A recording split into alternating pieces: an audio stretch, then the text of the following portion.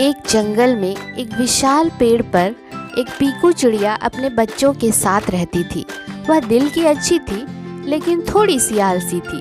उसी पेड़ के नीचे एक रानी चींटी अपनी पूरी टोली और बच्चों के साथ बिल में रहती थी। रानी, मैं देखती हूँ तुम दिन भर काम में लगी रहती हो और एक दाना पाने के बाद उसी को लेकर अपने बिल में आ जाती हो। कुछ आराम भी कर लिया करो। पीकू बहन, हम लोग भविष्य के लिए खाने की व्यवस्था करते हैं। मौसम हमेशा एक सा नहीं होता ना। बचत बहुत जरूरी है और बचत के लिए मेहनत करनी ही पड़ती है। मैं तो तुम्हें भी सलाह दूंगी, आने वाले कल के लिए थोड़ा बचत कर लो। हमें जब भूख लगती है तो खाना खा लेते हैं और आराम करते हैं। इसके बाद कल की चिंता नहीं करते।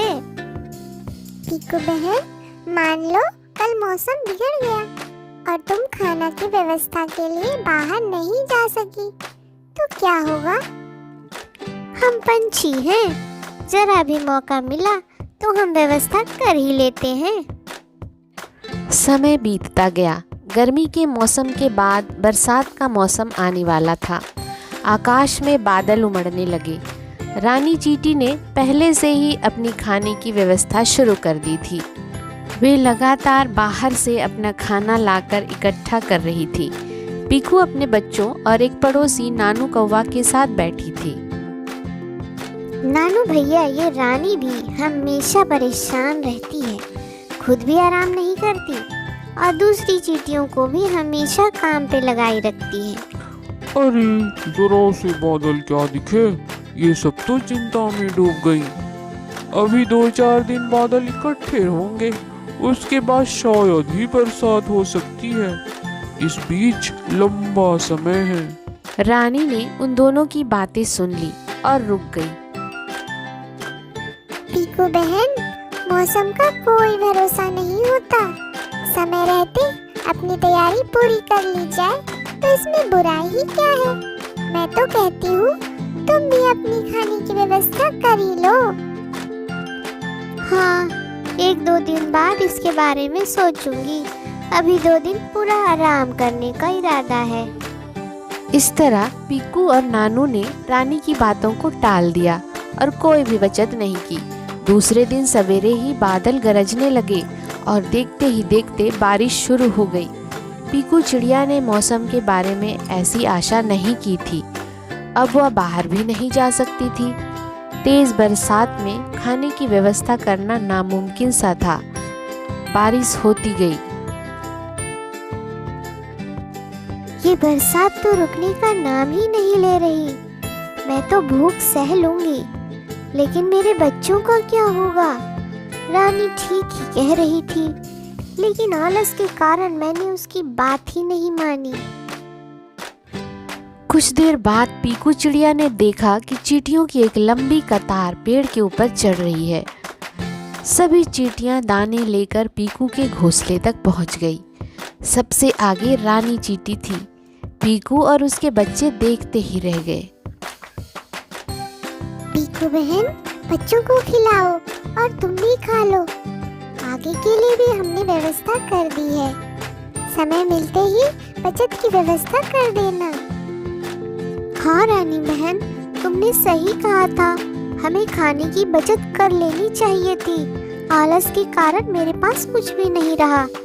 ये तो तुम्हारी कृपा है कि हमें दाना नसीब हो गया और मेरे बच्चे भूखे नहीं रहेंगे। अब मैं हमेशा समय रहते खाने की बचत करूंगी ताकि भविष्य में पछताना न पड़े। बहुत बहुत धन्यवाद रानी। पीकू, हम पड़ोसी हैं और पड़ोसी के काम आना हमारा धर्म। मुझे इस बात की खुशी है कि तुम अब बचत के लिए तैयार हो।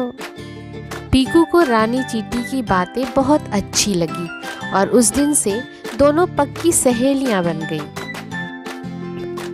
एक दिन एक छिपकली उसी पेड़ के नीचे आ गई। वह पेड़ के आसपास के छोटे मोटे कीड़े मकोड़े खा रही थी। वह रानी के बिल के पास आकर रुक गई। यह सब पीकू चिड़िया देख रही थी। रानी, तुम बिल से बाहर मत निकलना और दूसरों को भी मत आने देना। बाहर एक छिपकली बैठी है, मैं अभी उसे देखती हूँ।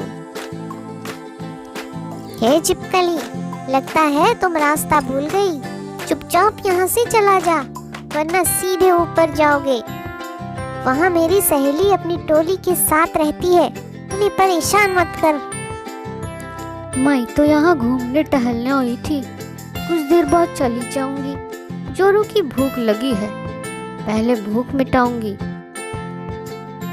ए भूख की बच्ची, बुलाऊं अभी नानू कौवा को? नानू भैया, ओ नानू भैया। नहीं नहीं, मैं जा रही हूँ। नानू कौवा का नाम सुनकर छिपकली जो भागी कि मुड़कर पीछे नहीं देखा। रानी बहन, अब मुसीबत भाग गई है, अब तुम बाहर आ सकती हो। अब वो लौटकर इधर नहीं आएगी। धन्यवाद पीकू, चलो इसी बात पे मुंह मीठा हो जाए। और रानी चींटी अपनी टोली के साथ शक्कर के दाने लेकर बाहर आ गई। सबों ने मुंह मीठा किया। इस तरह रानी और पीकू की दोस्ती हमेशा चलती रही।